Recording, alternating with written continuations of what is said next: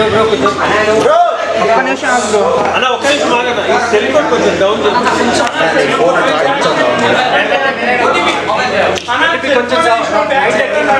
అన్న. ఓకేనా అన్న? ఫస్ట్ ఆఫ్ ఆల్ వచ్చిన వాళ్ళందరికీ థ్యాంక్ యూ సో మచ్.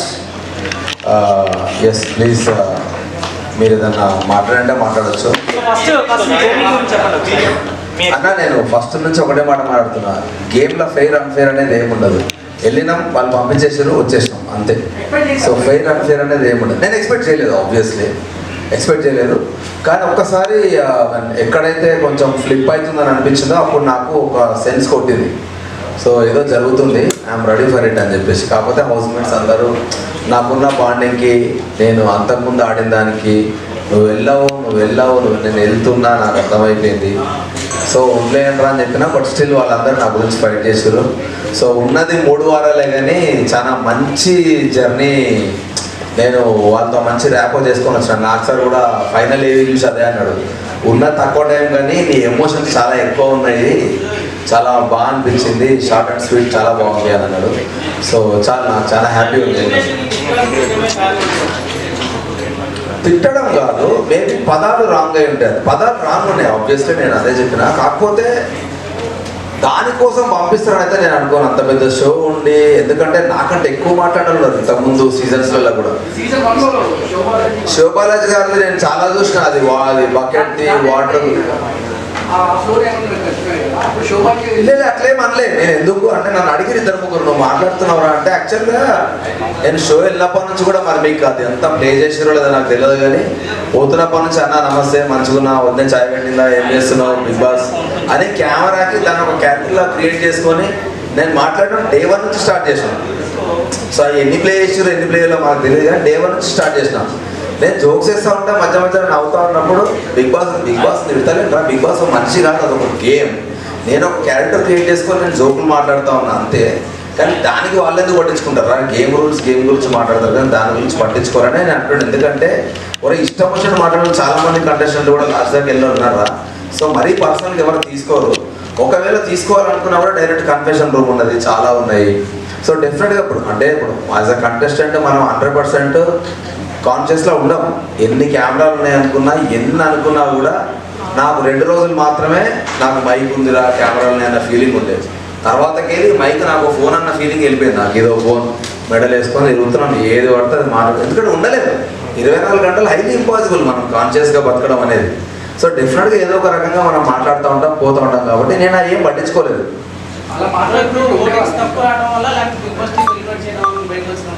తెలియదు అన్న, ఎందుకంటే బిగ్ బాస్ టీం బయటకు వచ్చినా కూడా నాతో మాట్లాడేదారు. బయటకు నేను ఫస్ట్ రాగానే, నువ్వు actually one of the finest contestants, నువ్వు చాలా ముందుకెళ్తావు అనుకున్నా, వెరీ అన్ఎక్స్పెక్టెడ్. ఇది ఓటింగ్ ఎందుకు రాలేదో మాకు తెలియలేదు, అసలు నిన్ను ఎక్స్పెక్ట్ చేయలేమేమన్నారు వాళ్ళు. అదే అంటారు వాళ్ళు, అదే అన్నారు వాళ్ళు కూడా, అదే క్వశ్చన్ అన్నారు. నువ్వు వస్తావని ఎక్స్పెక్ట్ చేయలేదు. ఇప్పుడు ఒకటమ్మా, మనం 105 డేస్ ఉంది, ఈ ఒకటే గేమ్ తోటి పంపిస్తారని అయితే మనకు ఉండదు. కాకపోతే వాళ్ళు ఏం చూపించిన జనాలకు ఏమర్థమైంది అన్నది ఒకటి ఉంటుంది. ఇప్పుడు ఏదైనా సరే ఎండ్ ఆఫ్ ద డే నేను ఈ 2 వారాలు నేను గేమ్ ఆడలే, ఈ 2 రోజులు నేను గేమ్ ఆడలే అంటున్నారు. కానీ అదే గేమ్ నిఖిల్తో అదే ఎవరైతే కంటెస్టెంట్ పృథ్వీ ఉన్నాడో వాడు నా టీంలో ఉన్నప్పుడు కూడా నేను ఫైట్ చేసిన. ఫిజికల్ డ్యామేజ్ అయితే తెలియదు, ఫిజికల్ డ్యామేజ్కి ఒక లిమిట్ ఉండదు. దెబ్బ తగిలి మొహానికి తగిలితే ఎవరు రెస్పాన్సిబుల్ అంటే నిఖిల్ గారు వాళ్ళే మాట్లాడేది. మీరు చూస్తుంటే అరే మనం ఆర్టిస్టులం రా, బయటకు వెళ్తే మనకు లైఫ్ ఉంటుంది, చేతులు కాదు. ఎందుకంటే లాస్ట్ సీజన్ చూసిన శివాజీ అన్న చెయ్యికో ఏదో ఫ్రాక్చర్ అయింది కదా, అది సీజన్ అంతా అట్లే ఉండిపోయాడు బాబు. సో ఎవరు రెస్పాన్సిబుల్? అది ఇంకా ఎక్కువ స్ట్రెచ్లు అయింది అనుకో. నా దాంట్లో ఉన్న కండిషన్ నబీల్ ఉన్నాడు, నబీల్కి చెయ్యి ఇరిగింది, నబీల్కి నడుము బ్యాక్ ఇంజురీ ఉన్నది. సో ఆదిత్య అన్నకి చిన్నగా ఆస్మా ఇష్యూ ఉన్నది. ఇవన్నీ నాకు తెలుసు. సో తెలిసినప్పుడు నువ్వు ఫిజికల్ డ్యామేజ్ చేసుకుంటే రేపు పొద్దున లైఫ్ కూడా ఇబ్బంది అవుతుంది అనేది నా కాన్సెప్ట్ ఉంటాయి.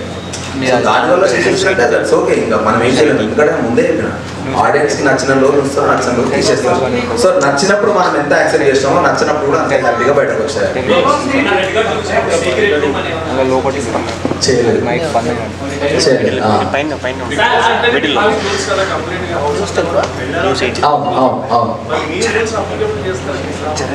నా రూల్స్ అనలేదు, బిగ్ బాస్ రూల్సే మాట్లాడాను. అంటే నాకు ఏమనిపించింది అంటే, హానెస్ట్గా చెప్తాను, నేను మాట్లాడిన మాటలు ఎందుకు నాకు అనిపించింది అంటే, ఫస్ట్ థింగ్ ఫస్ట్ డే 1 నుంచి చీఫ్ అనే పొజిషన్ చాలా గొప్ప పొజిషన్ అని ముందు నుంచే చెప్తున్నాను. చీఫ్ అనేది చాలా గొప్ప పొజిషన్ అని చెప్పినప్పుడు ఫస్ట్ వీక్ సెకండ్ వీక్లో నేను నామినేషన్ చేస్తున్నప్పుడు డైరెక్ట్ ఒక క్వశ్చన్ అడిగినాను బిగ్ బాస్.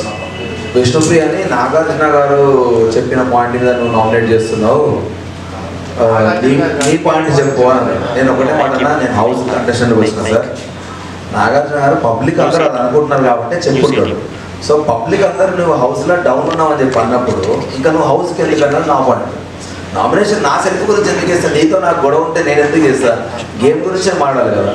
ఆ పర్స్పెక్టివ్లో మాట్లాడినా నామినేషన్ అనేది హౌస్కి అవసరం లేదు, ఆడియన్స్ నిన్ను హౌస్కి అవసరం లేదు అనుకున్నారు కాబట్టి సార్ నిన్ను ఫ్లాప్ దాంట్లో పెట్టిండు. సో ఆడియన్స్ అనుకున్న తర్వాత డెఫినెట్లీ హౌస్కి ఎందుకు ఇంకా అని నా పాయింట్. ఇక్కడ గేమ్ ఆడేది ఆడియన్స్ గురించి కదా. సో ఆ పర్స్పెక్టివ్లో నేనేం చెప్పినా అంటే చీఫ్ అనేది అంత గొప్ప పొజిషన్ అయినప్పుడు, చీఫ్ని జనాలందరూ ఎన్నుకున్నప్పుడు, చీఫ్ అనేటువంటి ఒక లీడర్ అయినప్పుడు లీడర్ హౌస్కి అవసరం లేదని ఎట్లా అంటారు, అది నా పాయింట్ ఉండే. కాకపోతే మీరు ఏం చెప్పవచ్చు అంటే ఇప్పుడు ఇద్దరు చీఫ్లు ఉన్నారు, ఒక్కడే నామినేషన్లో ఉన్నాడు ఇంకొకడు నామినేషన్లో ఉంటాడు అంటే అది నాకు ఫెయిర్ అనిపించేది. కానీ నువ్వు ఇద్దరు నామినేషన్ వచ్చినాక నామినేషన్స్ అన్నీ అయిపోయినాక నువ్వు డైరెక్ట్ ఎలిమినేట్ అవ్వాలి అని అంటే అది నాకు కంప్లీట్లీ అన్ఫేర్ అనిపిస్తుంది. చీఫ్ గొప్ప పొజిషన్ అని మీరే చెప్పుకుంటా ఆ చీఫ్ నామినేట్ చేసుకోవాలి అన్న కాంటెక్స్ట్ నాకు నచ్చలేదు.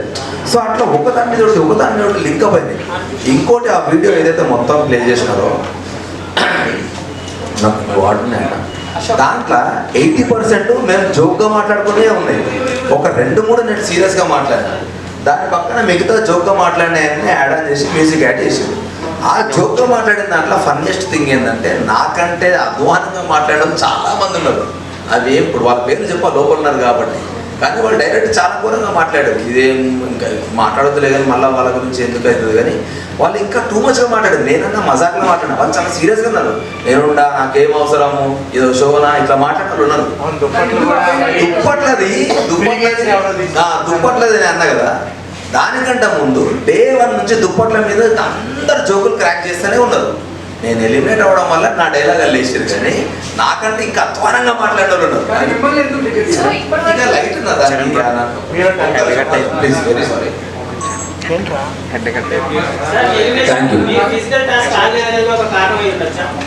అయ్యి ఉండొచ్చు, నేనే చెప్పిన కదా నేను ఫిజికల్ టాస్క్ నేను ఆడతాను, not for the cause of damaging my body. ఎందుకంటే నేను ఈ 3 months కాదు మొత్తం త్రూఅవుట్ జర్నీ అన్న. నేను యాక్టర్గా నేను స్ట్రగుల్ అయితే ముందుకెళ్తున్నప్పుడు ముక్కు మూతి చెయ్యి కాళ్ళు ఇరగొట్టుకుని నేను సినిమా డైరెక్షన్ చేసుకుంటా, సినిమా షూట్ని మధ్యలో నేను హౌస్కి వచ్చిన, బయటకు వెళ్ళి అరే నాకు ఇంకో 3 నెలలు బెడ్ రెస్ట్ కావాలరా అన్న పొజిషన్ నాకు వెళ్తే నన్ను నమ్ముకున్న టీం అంతా ఏమవుతుంది.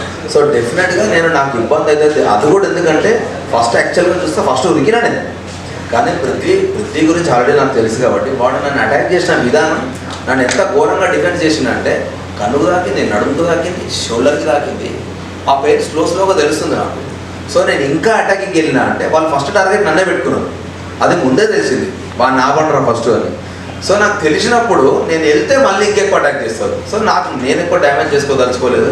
నెక్స్ట్ ఇంకా టాస్కులు ఉంటాయేమో, ఇంకోటి ఆ టాస్క్ 2 రోజులు అయితే కూడా ఎక్స్పెక్ట్ చేయలేదు. 1 day అవుతుందేమో, అయిన తర్వాత మనకి ఇంకేమైనా ఆప్షన్ ఉంటే చేద్దామని అనుకున్నా. నేను ఫస్ట్ డే డౌట్ గివప్ ఇచ్చిన కాబట్టి బ్యాలెన్సింగ్ టాస్క్ రాగానే ఎస్ ఇదైతే బ్రెయిన్ గేమ్ కాబట్టి హ్యాపీగా ఆడొచ్చని నేను ఇమ్మీడియట్లీ దాంట్లో జంప్ అయిన తర్వాత మేము అనుకున్నట్టే మేము గెలిచిన తర్వాత నేను ఇంకా మళ్ళీ ఎక్కడ ఫీల్ అయినా అంటే ఫస్ట్ రౌండ్ వాళ్ళు గెలిచినప్పుడు వాళ్ళకు ఎలిమినేట్ చేసే ఆప్షన్ ఇచ్చారు. సెకండ్ రౌండ్ మనం గెలిచేస్తే ఫస్ట్ పృథ్వీగా తీసేస్తే హ్యాపీగా ఆడుకోవచ్చు. వాడు ఇట్లా మొత్తం ఇట్లా ఒక బుల్లాగా ఎగురుతున్నాడు అందరి మీదకి, వాళ్ళు తీసేయాలనేది మా పాయింట్. అందుకనే మా వాళ్ళందరూ మా గుడ్లు ఎక్కువ రాగానే డ్యాన్స్ చేద్దాం, ఇట్లా ఫుల్ ఎగురుదాం, ఎంజాయ్ చేద్దాం అంటే విన్ అయినాక ఎగురుదాం. ఇప్పుడు ఏమవుతుంది, మీకు డ్యాన్స్ చేయాలనిపిస్తే లోపలికి వెళ్ళి ఎగరండి, వాళ్ళని ఇన్సల్ట్ చేసినట్టు వద్దు, మనం లోపలికి వెళ్ళి ఏం చేద్దాం, ఇక్కడ ఏం అవసరం లేదు. మనం ఇప్పుడు హై వచ్చినాం కదా, చూద్దాం రేపు మనకి ఏం ఆప్షన్ ఇస్తారో చూద్దామని అనుకున్నాం. మాకు ఆప్షన్ వేయకుండా మళ్ళీ సెకండ్ టైం వాళ్ళకి ఆప్షన్ ఇస్తారు, మళ్ళీ ఫ్లిప్ అయిపోయినా ఏది నాకు అగెనిస్ట్గానే పోతుంది అన్నీ. సో ఇదన్నీ ఓదాని మీద ఇంటర్లింక్ అయింది. ఇవన్నీ డిఫరెంట్ సిచ్యువేషన్స్లో మేము మాట్లాడిన మాటలన్నీ ఒక దగ్గర క్లబ్ అయింది. సో చూసినా నాకే ఇన్ని మాట్లాడినా నేను అనిపించింది అంటే అర్థం చేసుకోవాలి. ఆ మ్యూజిక్ ఇంపాక్ట్ నేను వేరే సిచ్యువేషన్లో మాట్లాడినా అక్కడ యాడ్ చేయడం వల్ల దాని ఇంపాక్టే మారిపోయింది. ఏమో అన్న, నేను నిజం మాటల వల్ల తీసేసి ఉంటే అయితే 100% అది మాట్లాడకుండా ఉండేవాళ్ళని చెప్తాను. కానీ వాళ్ళు క్లియర్గా చెప్పారు, ఆ టీం వాళ్ళే నా దగ్గరకు వచ్చారు, మేము నిన్ను ఎక్స్పెక్ట్ చేయలేదు, నువ్వు బయటకు వస్తావని, మేము ఫిక్స్ అయిపోయినాం నువ్వు టాప్లో ఉంటావు అని చెప్పేసి. సో వాళ్ళు ఎందుకు వాళ్ళకి మాట్లాడాల్సిన అవసరం ఉండదు. ఒకవేళ నేను మాట్లాడిన మాటలు అంత హర్టింగ్ వాళ్ళకు ఉంటే బయటకు వచ్చి మళ్ళీ ఎందుకు నాతో మాట్లాడతారు, ఏం జరిగింది ఏమైంది నన్ను క్లియర్గా అడిగి. నేను చెప్పిన నా జిందగీలో నేను చపాతీతో దోశలు తినలేను. నా 3 రోజులు చపాతీ దోశ పప్పు. మీకు తెలియదు కానీ ఎంతమంది నా దగ్గరికి వచ్చారు, నాకు స్టమక్ అప్సెట్ అవుతుందా, నాతో అయితలేదు ఈ ఫుడ్. ఎందుకంటే ఇప్పుడు ఈరోజు పెట్టిన ఫుడ్ రేపటి దాకా తినాల్సి వస్తుంది, దానివల్ల చాలామంది అప్సెట్ అయింది, చెప్పుకోలేదు ఎవరు. సో ఇవన్నీ ఇప్పుడు ఎట్లా అంటే ఆకలి మీద కొన్ని మాటలు మాట్లాడుతూ ఉంటాం. ఆ ఆకలి మాట్లాడించిన మాటలు కొన్ని సరదాగా జనాలందరితో కలిసి మాట్లాడిన మాటలు కొన్ని. సో ఇది ఫోర్గ్రౌండ్ అయిపోయినాయి, అవన్నీ బ్యాక్గ్రౌండ్ అయిపోయినాయి. ఈ ఎఫెక్ట్ అంతా వాటన్నిటికీ ఆడాయి.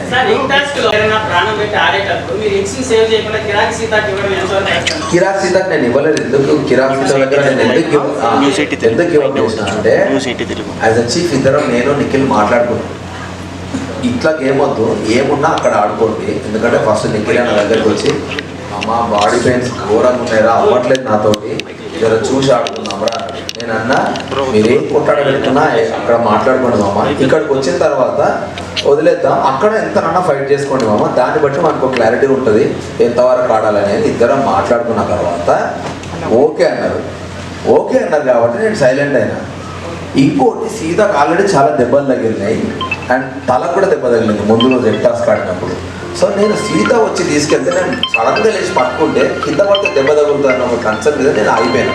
అండ్ ఇంకోటి మేము ఆల్రెడీ మాట్లాడుకున్నాం. సో నేను ఏం ఎక్స్పెక్ట్ చేసిన అంటే నిఖిల్ గారు వచ్చి మేము ఆల్రెడీ మాట్లాడుకున్నాము వద్దురా అని వాడు వచ్చి అన్నాడు కూడా, మనం మాట్లాడుకున్నాం వాళ్ళ ఎక్స్ వాళ్ళకి ఇద్దామని.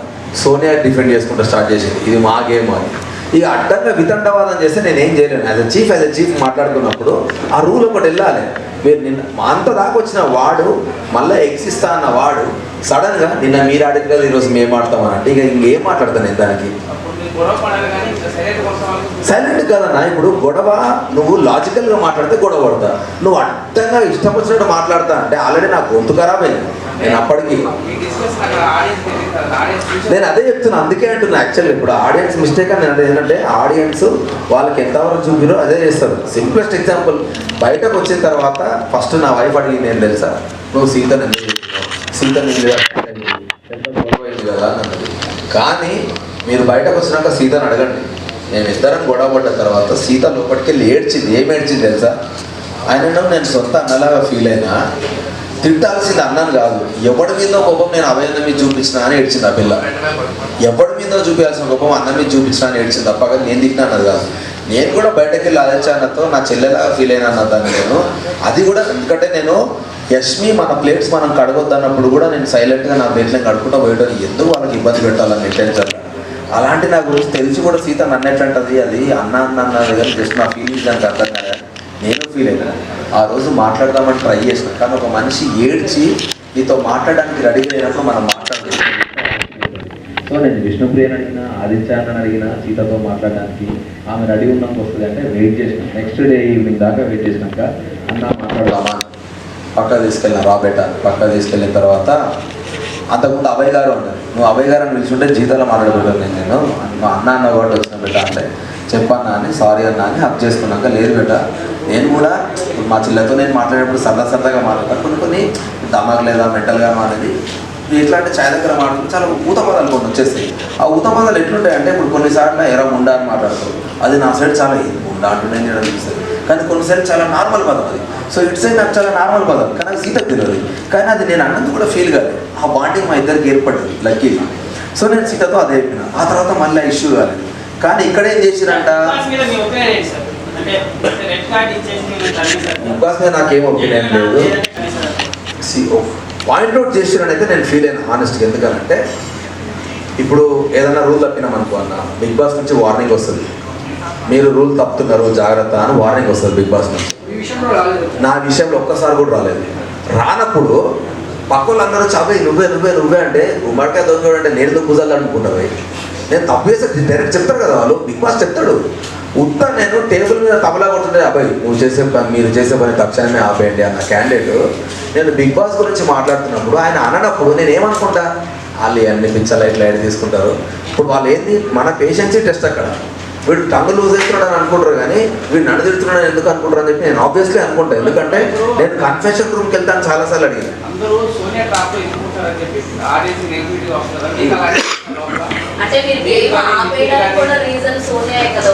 ఏ గేమ్ లేదు, నేను ఆపేయలేదు.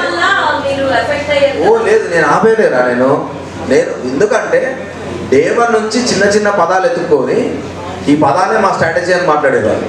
సరే బిడ్డ, మరి నా స్ట్రాటజీ కూడా నాకున్నది నేను అన్న. క్లియర్, నేను రూల్ గురించే ఫైట్ చేస్తున్నాడా. వాడు బయటకు వెళ్తే లోపలికి రావాల్సిన బాధ్యత సంచాలకుది. నేను సంచాలకు పిలవగానే రావాలని లేదు, అవి వాళ్ళు మాట్లాడినే. శరీరం అంటే ఫుల్ బాడీ అని నేను అనుకుంటే తలకాయ ఒకటే అని వాళ్ళు ఎట్లా అనుకున్నారో, వాడు బయటకు వెళ్ళినప్పుడు లోపలికి రావాలి అని అంటే తీసుకురావాల్సిన బాధ్యత సంచాలకుది. అంతకుముందు సంచాలకు ఏం చేస్తారు జనరల్గా, వాడు రూల్ అన్నప్పుడు ఇప్పుడు ఎంపైర్ ఉన్నాడు, నేను లైన్ బట్టలు చుట్టూ ఏమంటాడు, నువ్వు లోపలికి వచ్చినాక గేమ్ కంటిన్యూ చేస్తా అంటాడు. నువ్వు మధ్యలోకి వచ్చినాక నేను చేస్తా అంటే నీ మాట నేను ఎందుకు తింటా, నేను బరాబరేనా. ఇప్పుడు ఆమె వింటదా వేరే సంచాలకైతే అడ్డంగా వాదిస్తాను. ఫుల్ మ్యానిపులేటింగ్ అంటే నేను ఏమంటా తెలుసా, ఇప్పుడు వినటోడికి బుర్ర లేదంట కరెక్ట్గా. నువ్వు ఎందుకు మ్యానిపులేట్ అవుతావు పోయి, నీ అమ్మ నీకు 25 ఏళ్ళు దాటి ఉన్న వాళ్ళు అందరూ ఉన్నారు, నువ్వు మ్యానిపులేట్ ఎందుకు అవుతావు. నేను అందుకే మ్యానిపులేట్ అవుతున్నావు అనుకున్న వాళ్ళందరితో మాట్లాడినాను. నిఖిల్కి చెప్పిన, మిగతా వాళ్ళందరికీ చెప్పిన, సీతుకు కూడా కొన్ని చెప్పిన. నాకు చెప్పాలనిపిస్తున్నాయండి, మస్తు మాట్లాడతారు. వాడి మాటలని నువ్వెందుకు చేంజ్ అవుతావు అన్నది నా పాయింట్.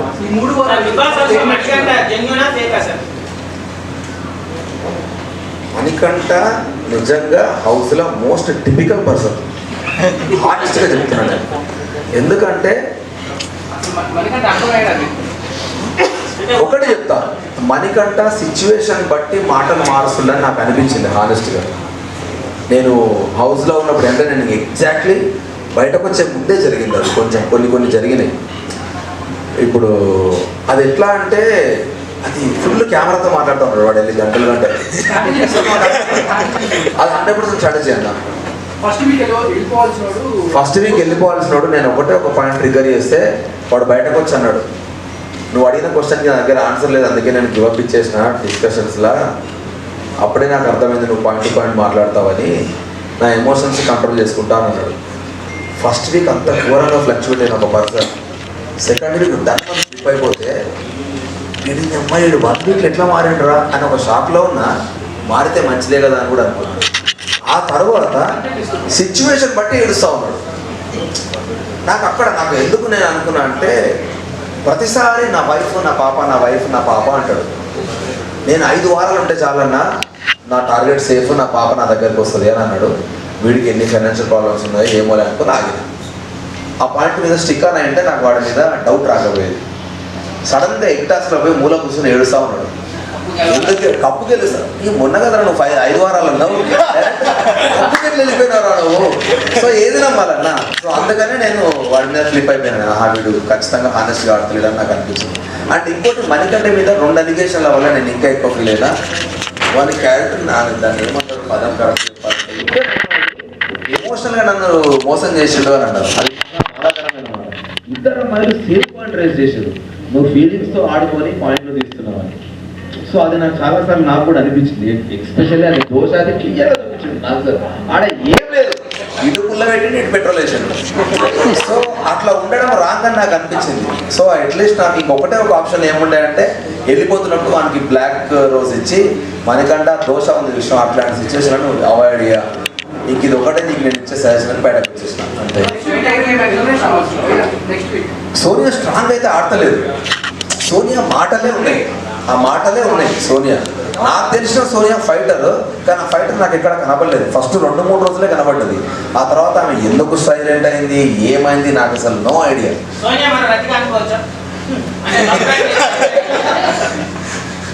ఈ ట్రాక్ తెలియదు. బయటకు వచ్చినాక నాకు కొన్ని క్వశ్చన్ అడితే నాకు నెత్తిగా రాలేదు. వాళ్ళతోనే ఉన్నా కదా సోఫాలో పక్కన ఇన్ని జరిగినాయి అనుకున్నా నేను.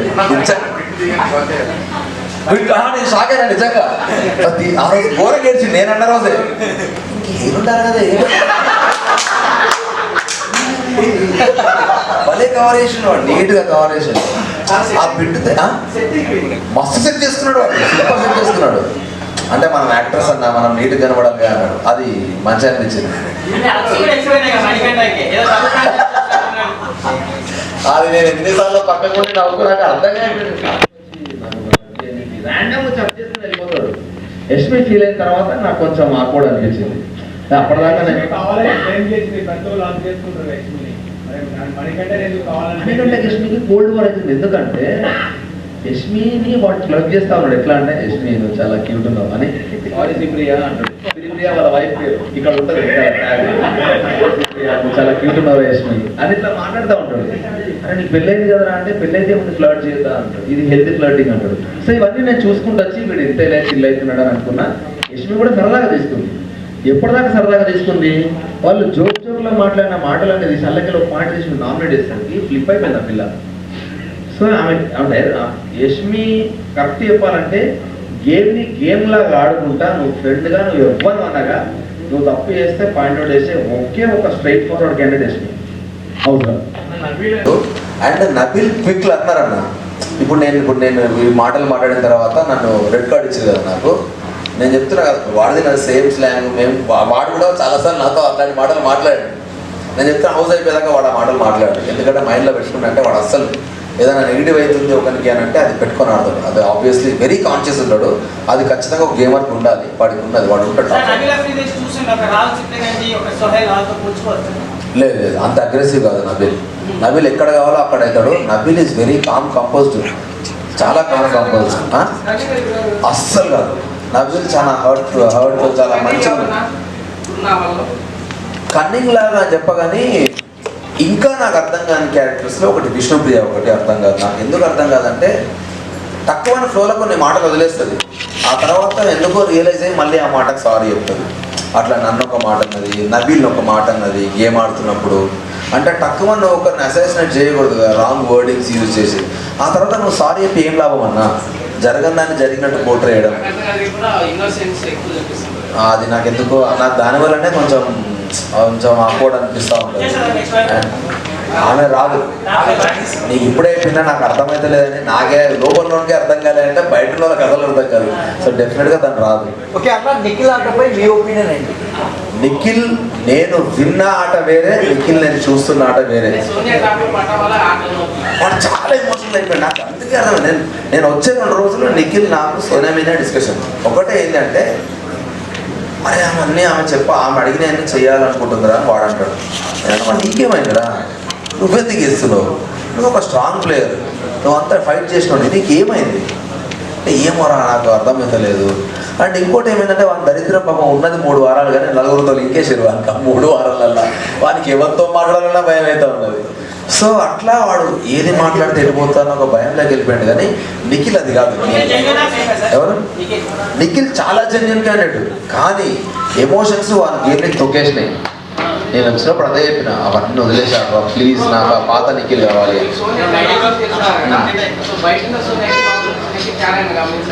బయట ఉన్న సోనియా వెరీ అగ్రెసివ్. అండ్ ఒకసారి మాట మాట్లాడితే ఇంకోసారి అదే మాట స్టిక్కానే ఉంటుంది.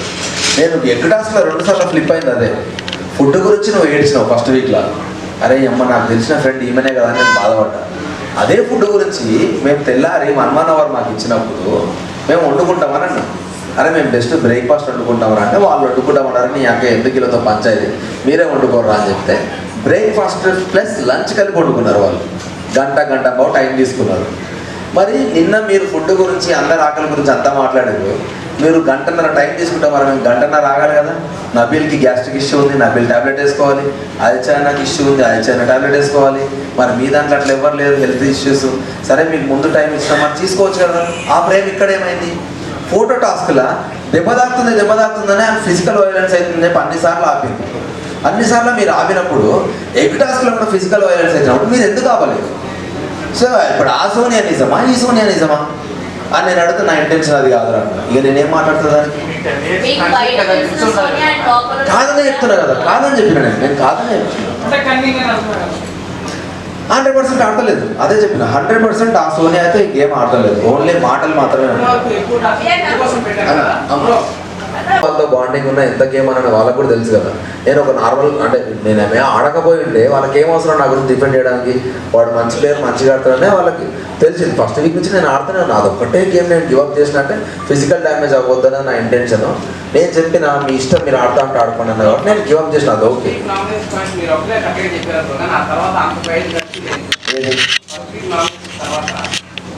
సెకండ్ వీక్లో హానెస్ట్ ఇప్పుడు నాకు ఏంటంటే సెకండ్ వీక్లో స్టిల్ మళ్ళీ నాకు మణికంటనే ఉన్నాడు ఆప్షన్. మణికంటనే ఆప్షన్ నేనేమనుకున్నా అంటే ఆల్రెడీ వాడిని ఒక దగ్గర ప్రెస్ చేసి వదిలేసినప్పుడు వాడు ఆల్రెడీ ఎమోషనల్గా ఫ్లక్చువేట్ అవుతున్నప్పుడు ఒకటే టార్గెట్ని మళ్ళీ ట్రిగర్ చేయడం కరెక్ట్ కాదు అని అనిపించి అక్కడ నుంచి నేను ఆదిత్యాలను చెప్పిన 100% ఆదిత్యాన్ని కూడా మిస్టేక్ ఉంది. ఎందుకు తెలుసా, ఆదిత్యాన్ని ఏంటంటే లోపల చాలా యాంగర్ ఉంటుంది, బయటకు నవ్వుకుంటూ మాట్లాడతాడు. నువ్వు అట్లీస్ట్ ఏదైనా చెప్పడానికి ప్రయత్నిస్తున్నప్పుడు ఐ లవ్ యూ అని కట్ చేస్తాడు ఆ టాపిక్ని. అది నాకు నచ్చలేదు, చాలాసార్లు నచ్చలేదు. సో అది కూడా ఒక 1 ఆఫ్ ద నామినేషన్ పాయింట్. ఎందుకంటే అదే ఆ అన్న నాతో ఏమన్నాడు తెలుసా, 5 రోజుల కోసం వచ్చిన నేను అన్నాడు. నేను ఉండలేనప్ప నాతో అయితే అంబియన్స్ అది ఇది అంటున్నాడు ఆయన.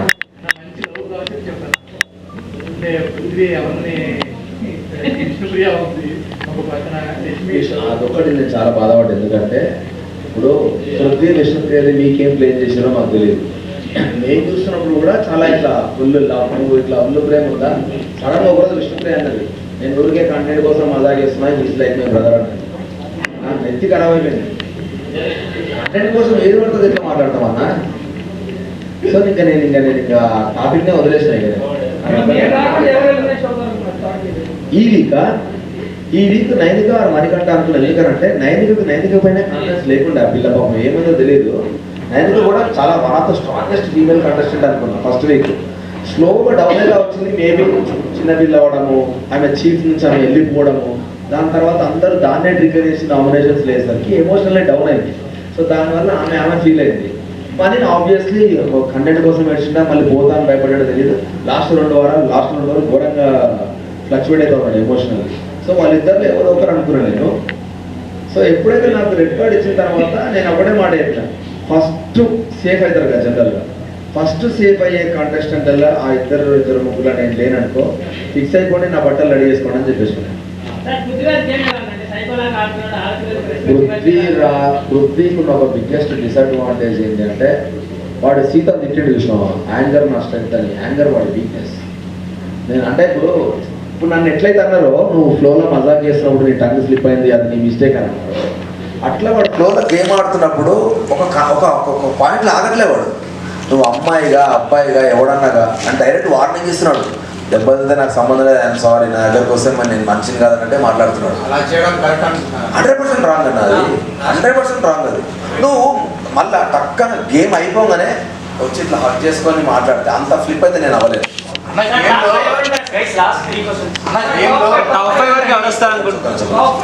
ఆ టాప్ 5 నేను అనుకున్నా చెప్తా. ఇప్పుడున్న కంటెస్టెంట్ వల్ల నబీల్, నిఖిల్, ప్రేరణ అండ్ యష్మి కాకుండా మణికంఠ ఉన్నాడు. యష్మి కాకుండా చెప్తా లేదు. ఎందుకంటే ఫిజికల్ టాస్క్లు ఇట్లాంటి ఇంతకంటే ఎక్కువ వచ్చినాయి అనుకో, మణికంఠ హెల్త్ మీద భయం అవుతుంది నాకు. వాడు ఒక సిచ్యువేషన్లో పట్టేసి నాకు భయం అయిందండి ఆనెస్ట్గా. వీడు ఉంటాడా పోతాడా భయం అయింది నాకు. వాడు నిఖిల్ గాడు వచ్చి ఇట్లా చెవుబెట్టి చూసి ఈ సేఫ్ అని అంటే నాకు అప్పుడు ఊపిరి తెలుసుకున్నాను. సో అది కాకుండా విష్ణుప్రియ ఉండదు, ఇంకెవరెవరు ఉన్నారన్నా కంటెస్టెంట్లు. సోనియా ఉండదు, ఇంకా ఈ సీత ఉంటుంది. ఏం నేర్చుకోలే అన్నా నేను. అంటే మన చుట్టూ ఉన్నోళ్ళు మనల్ని నెగిటివ్ చేయాలంటే ఎట్లనైనా చేస్తారు. సో అందరూ మనోళ్ళు కాదని నేర్చుకున్నా. బిగ్ బాస్ వల్ల నేను బాగా నేర్చుకుంది ఏం తెలుసా, బిగ్ బాస్ హౌస్ గురించి కాదు, హౌస్లోకి వెళ్ళి బయటకు వచ్చేలోపు నా అనుకున్న నా వాళ్ళు కాదని తెలుసుకున్నా. బయట కొందరిని బాగా గుడ్డిగా నమ్మిన వాళ్ళు నా వాళ్ళు కాదని తెలుసు.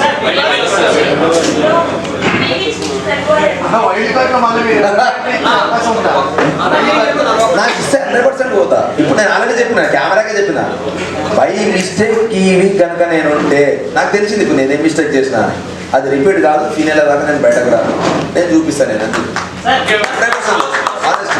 నేను ఎందుకంటే నేను ఆడలేక ఉపయోగించిన అనుకున్నారు కానీ డ్యామేజ్ అయితే నాకు నెక్స్ట్ సినిమా ఉన్నది అన్నది నాకు కన్సర్న్.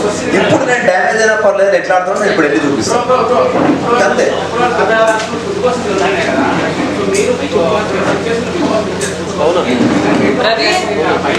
అన్న అందరు అన్నారు అన్న, నేను అదే చెప్తున్నా, అందరు అన్నారు నాయే వేసిరాడ, నాయే వేసి ప్రతి ఒక్కరు తిట్టిండన్నా.